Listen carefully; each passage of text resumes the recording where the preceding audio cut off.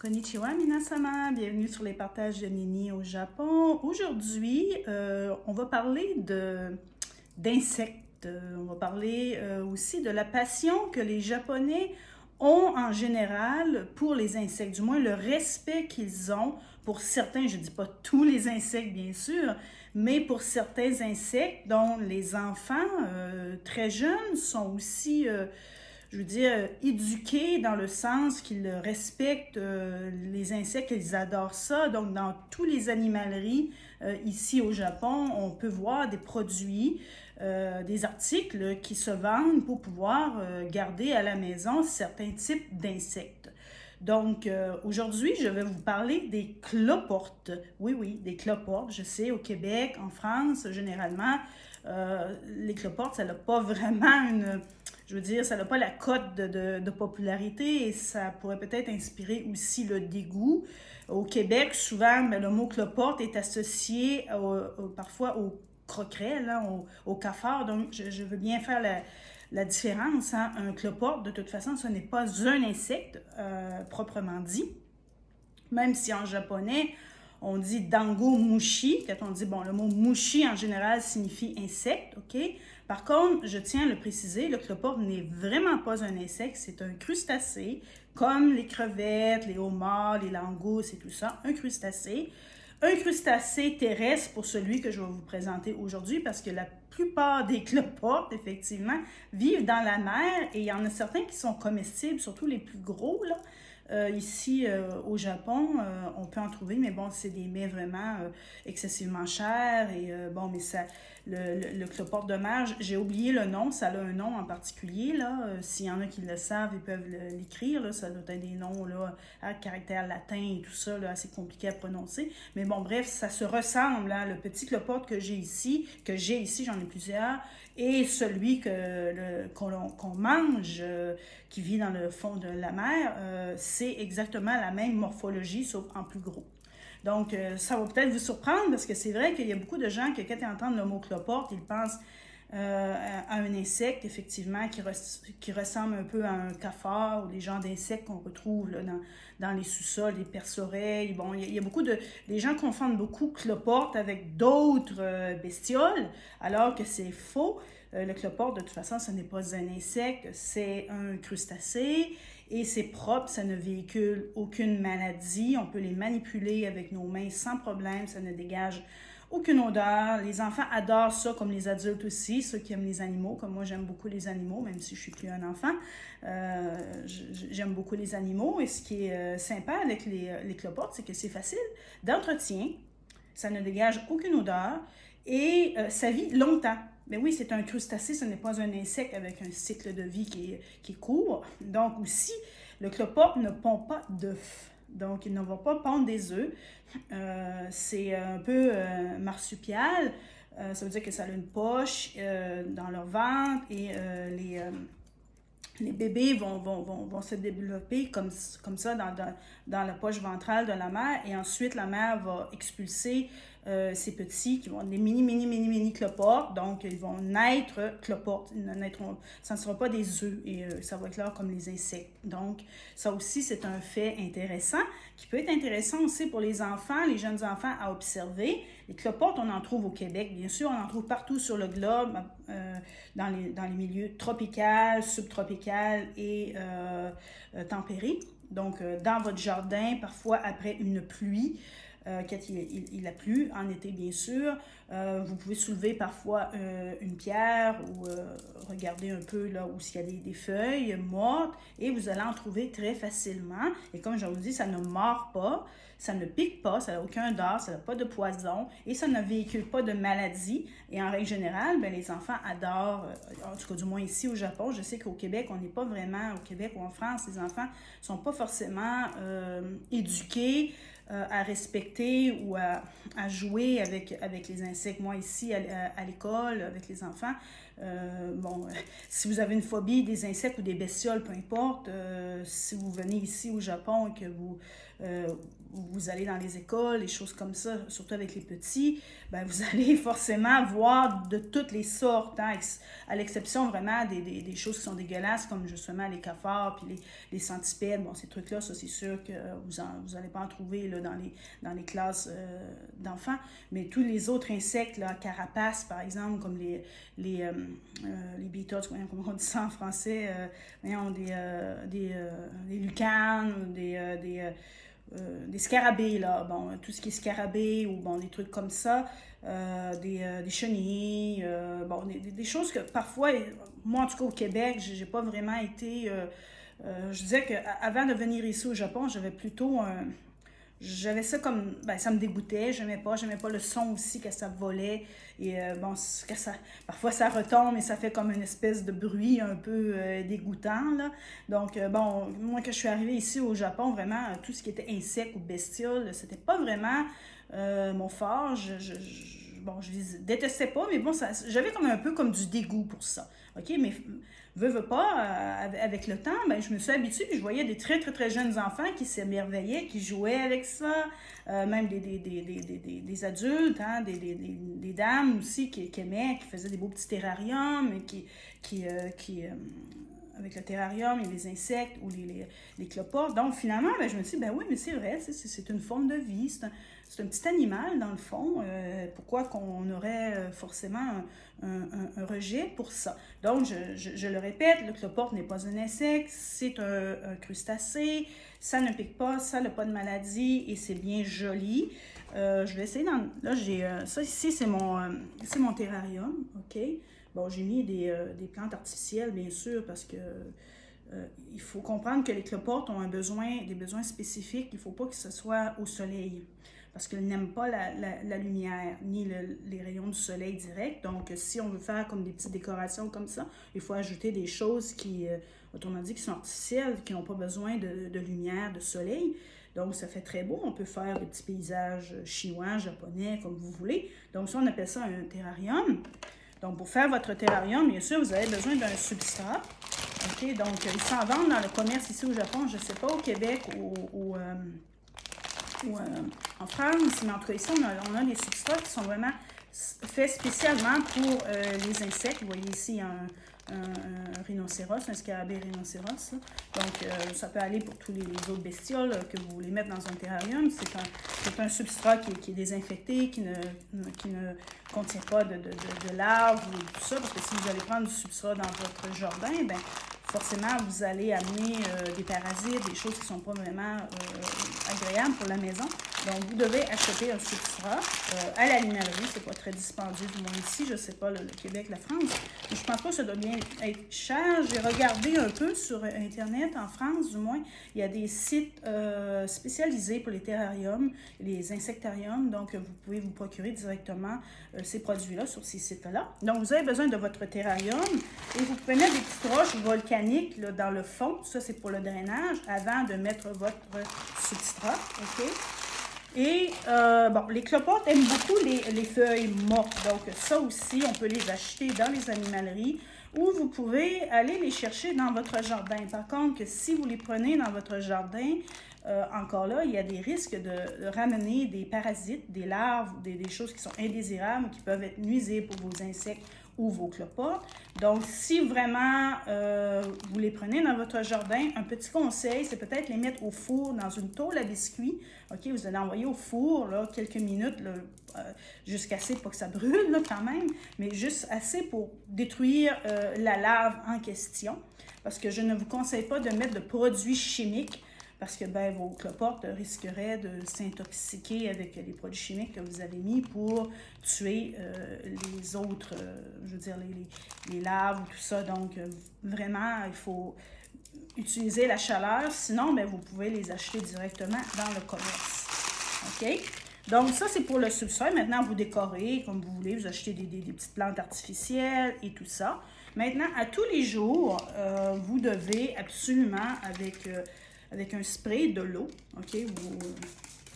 Parce que ça a besoin d'humidité, mais il ne faut pas que ça devienne non plus une inondation. Hein? Ça, faites attention, c'est juste une question de bon sens. Donc, on va envoyer comme ça de l'eau parce qu'ils ont besoin de toujours avoir une bonne hydratation au niveau du substrat. Si ça devient sec, le danger, c'est que le cloporte, il va se dessécher parce qu'à l'origine, ben, c'est un crustacé terrestre, mais il a quand même besoin vraiment d'une hydratation beaucoup plus élevée, par exemple, que d'autres bestioles qu'on peut trouver dans nos jardins ou tout ça. Donc, le cloporte, il faut faire très attention que le sol, le substrat, ne se dessèche pas parce que vous risquerez vraiment de perdre votre colonie.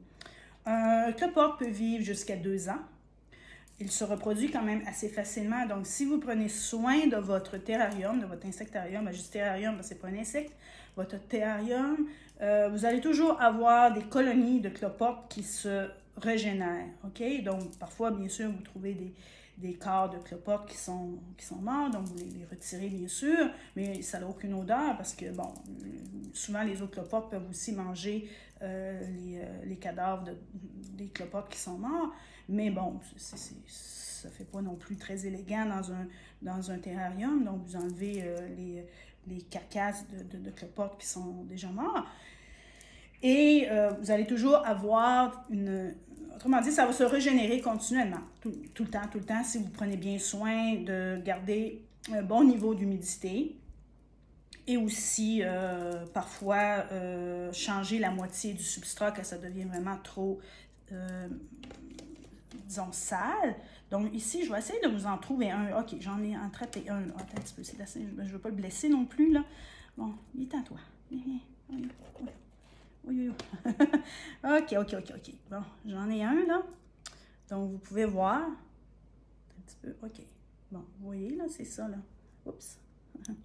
Et ça se met en boule, hein. Quand ils ont peur, ils se mettent souvent en boule. Ils peuvent se mettre en boule, là. Mais là, il n'a pas envie de se mettre en boule, celui-là, là. OK, oups. Je vais essayer de voir qu'il se mette un petit peu en boule. Attends, c'est-tu une femelle? On dirait que c'est une femelle, ça. Je pense qu'elle porte déjà des petits. Oui, c'est une femelle. Donc, voilà. Elle se promène un peu partout. Bon, elle a retombé dans le terrarium. Donc, ah non, elle est ici. Bon, OK.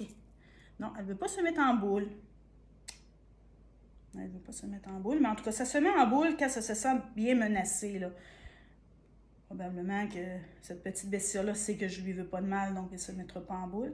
Mais quand elles ont vraiment peur, ça devient vraiment une... Bon, je vais la remettre là, à son endroit.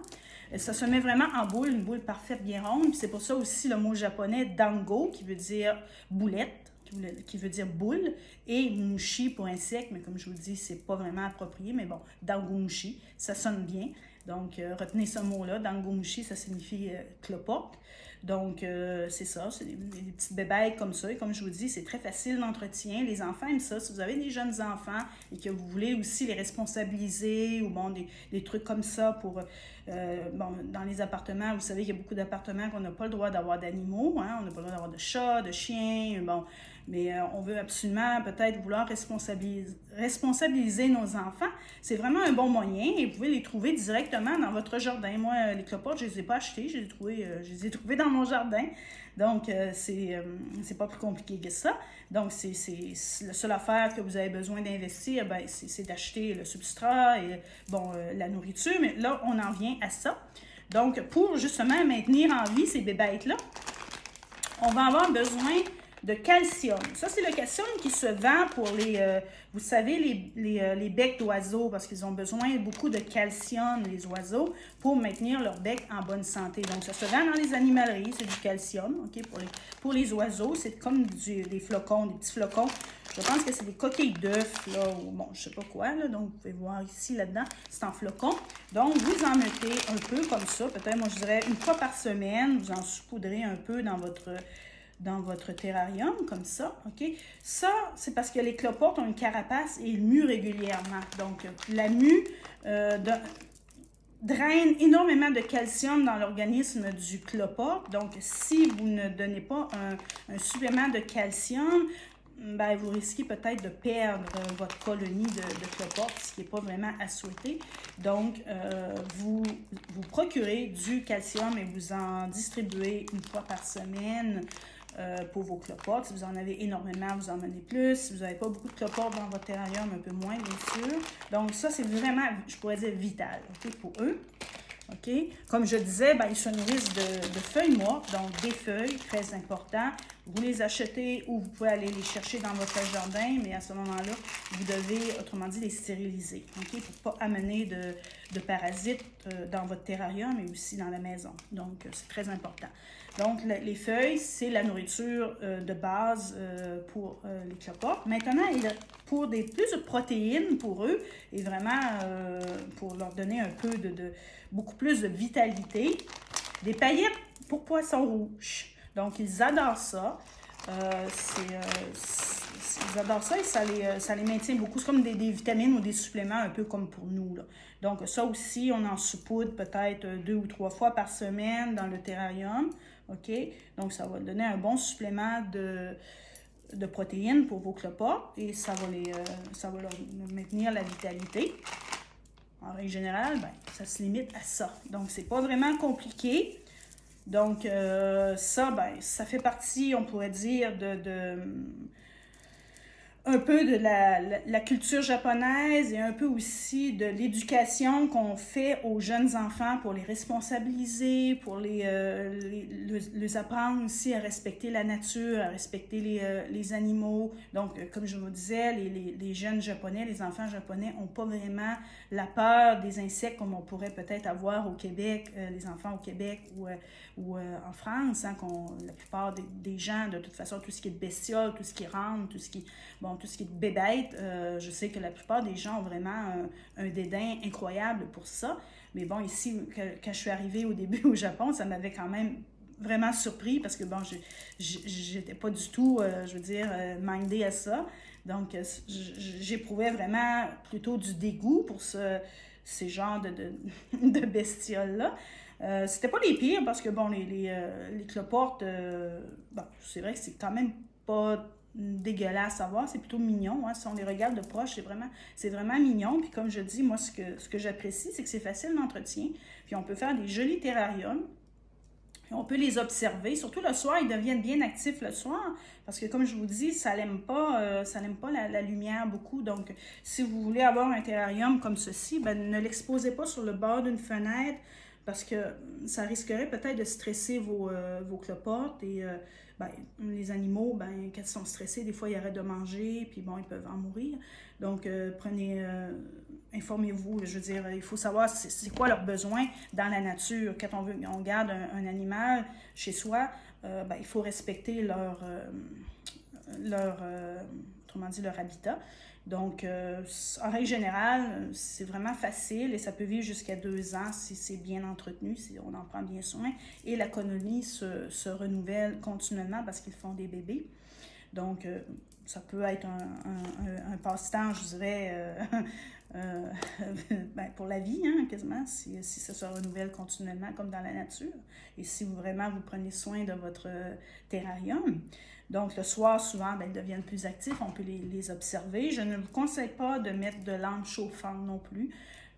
Bon, ici au Japon, ben, les hivers, les maisons ne sont pas chauffées, donc il fait quand même assez froid ici dans les maisons, comme il fait chaud l'été aussi. On a l'air conditionné, là, on a une grosse vague de chaleur. La chaleur ne veut pas quitter le Japon. Ça fait depuis le mois de mai que la chaleur ne nous lâche pas du tout. C'est vraiment pénible. Mais bon, les cloportes, en règle générale, adorent la chaleur, le froid un peu moins, mais le froid, ça ne va pas les tuer. Ils vont tout simplement s'enterrer dans le sol et, autrement dit, faire comme une espèce d'hibernation ou être vraiment au ralenti.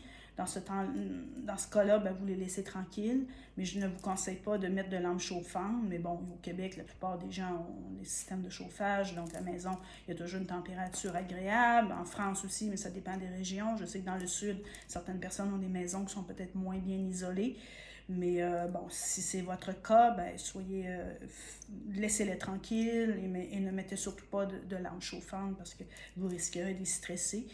Et leur cycle naturel, dans le fond, dans la nature, si vous prélevez vos cloportes justement dans votre jardin, mais dans la nature, c'est rare que vous voyez des cloportes l'hiver, donc ils dorment, ils sont comme en espèce d'hibernation, donc vous les laissez faire leur cycle comme dans la nature chez vous, et vous laissez ça tranquille. N'oubliez pas par contre de mettre un peu de nourriture et de toujours garder quand même un niveau d'humidité, laissez pas rien dessécher, ils sont toujours vivants, c'est juste qu'ils ne sont pas actifs à cause du froid. Tout simplement, mais ils ont quand même besoin de nourriture et ils ont besoin d'humidité. Donc, ne l'oubliez pas. Donc, voilà. Donc, c'était une petite capsule comme ça, juste parce que, bon, comme je dis, c'est des capsules découvertes, hein, c'est du partage de découvertes. Mon but, c'est de vous informer de ce qui se passe au Japon, de comment les gens vivent ici, c'est quoi certaines coutumes qu'on n'est pas habitué. Comme je dis, je vais parler de tout. Du Japon, mais de tout ce qui se passe ici au Japon. Donc aujourd'hui, j'avais envie de vous parler un peu de ça. Et je les aime bien, mes petites bébêtes. Donc, c'est ça. Donc, s'il vous plaît, abonnez-vous. C'est une chaîne découverte, donc vous allez découvrir beaucoup de choses avec moi. Donc, abonnez-vous, partagez, puis on se dit sayonara!